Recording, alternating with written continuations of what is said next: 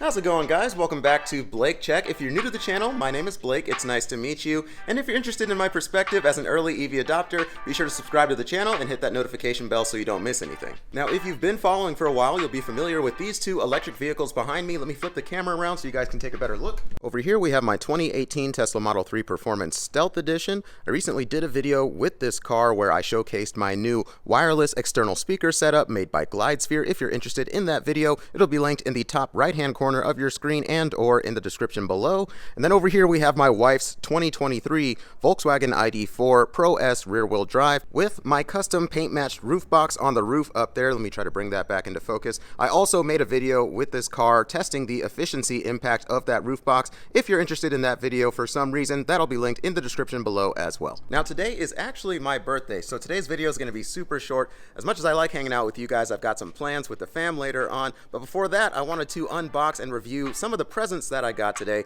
actually some of the presents that my Tesla got today. So with that said, let's get into it.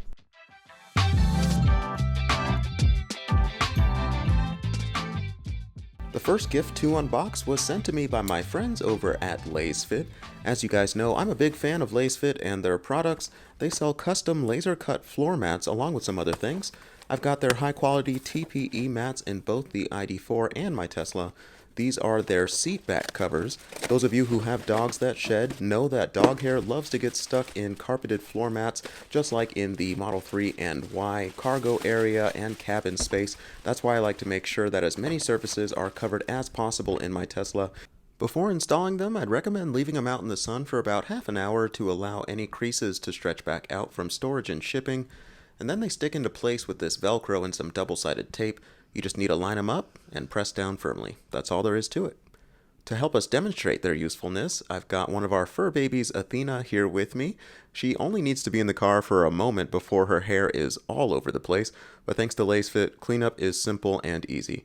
Just a quick wipe and vacuum, and my cargo area is as good as new.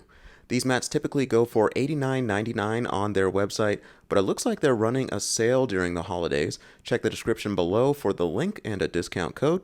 Thank you to Lays Fit for sending me these mats. Next up is this NAX to J1772 adapter sent to me by Zinch. This one is especially useful for folks like me who have a combined garage but want to make use of their Tesla charger for their non-Tesla EV. There are a few products like this one on the market, but I just think this white one looks cool, and I like the fact that it comes with this velvet carrying pouch. It's a nice touch. As you can imagine, it's simple to use. You just attach it to the end of your Tesla wall charger or mobile charger, and then you can plug the adapter directly into your non-Tesla EV. This adapter can carry a current of 60 amps and handle 250 volts, which is plenty for your typical level 2 charger, and of course it's waterproof and weatherproof with an IP65 rating. These typically go for $109.99 on Amazon, but it looks like they're running a sale, so check the description below for the link. And of course, thank you to Zanch for sending me this adapter. You got a weird name, but a cool product. Alright, so the third and final thing that I did for my Tesla on my birthday is add the Unplugged Performance lowering springs to my car. So first I need to thank my wife and my parents for partnering on getting these springs for me. This is something that I've been planning on doing for my car since pretty much day one. So there are really only two main reasons that you might add lowering springs to your car. The first is to improve performance on a track, for instance. Lowering your car is going to lower the center of gravity of your car, which is going to help you corner better on a track. It's also going to force air over your car rather than drag it underneath. That's going to help push your car down on the track to improve traction. And then the third advantage is that it's going to potentially improve the efficiency of your car. So that's great for an electric vehicle or any car for that matter.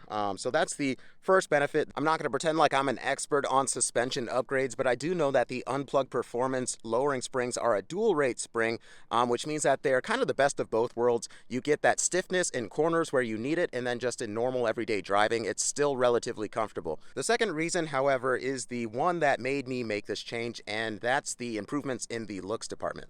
I don't think that there's anything necessarily wrong with the stock suspension on the Model 3. It's perfectly comfortable, but as far as looks, I think there's just a little too much of a gap between the wheel and the body of the car. So adding these lowering springs really completes the entire look, especially on the performance variant of this car. As far as ride quality goes with this new setup, I would say it's about the same as stock, if not a little bit better. So I was surprised to find that I don't really sacrifice anything in terms of ride comfort by lowering my car an inch and a half. So I went with the moderate setup. There are 3 different levels of lowering your car. If you buy the Unplugged Performance lowering springs, you can go from mild, which is 0.7 inches, to moderate, which is what I got, which is, like I said, an inch and a half, to low, which I think is like 2 inches. I didn't want to go with low just because I don't want to risk scraping my car. So I thought that moderate was the perfect setup for me. So I ended up ordering these springs on Black Friday. Unplugged Performance was running a sale for 15% off their entire store. I think that was their first sale ever. So if you're holding your breath waiting for another sale, you might be waiting for a while if you're considering these springs. They're normally $420 for the full set, but with 15% off, that came out to like $360. And then I paid the mechanic $500 to have them installed. So once again, thanks to my wife and to my parents for fronting the costs. The total cost to have these springs installed for parts and for labor was $860. Honestly, you guys, I can't really overstate how impressed I am with these lowering springs, and I haven't even taken my car to the track yet to see what they can really do. With that said, if you are going to upgrade your car's suspension by adding these lowering springs and you plan on taking your car to the track, you'll probably also want to browse the rest of Unplugged Performance website.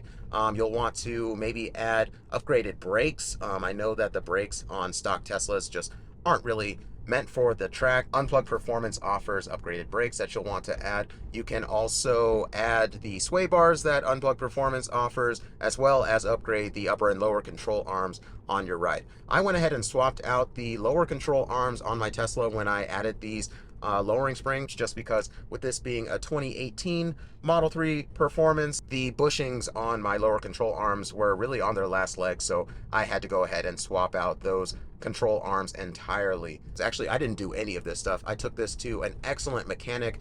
His name is Dima. He's one of the members of the local Tesla community here. He's also a mechanical engineer, and I highly recommend his services. I went to him because I know other members of the Arizona Tesla community that have gone to him, and he has great prices and does great work. So I'll be singing his praises every single day when I get into this car and in these videos whenever I feature these lowering springs or any other upgrades that I add to my car that he does for me.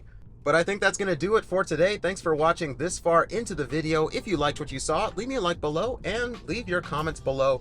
What do you guys think on this new setup between those seat back covers that I have in the trunk and these new Unplugged Performance lowering springs, both of which will be linked in the description below if you guys are interested, along with that adapter if you guys have an EV that does not have the North American charging standard like this Tesla. But that's all for now. This has been Blake Check. That's a wrap.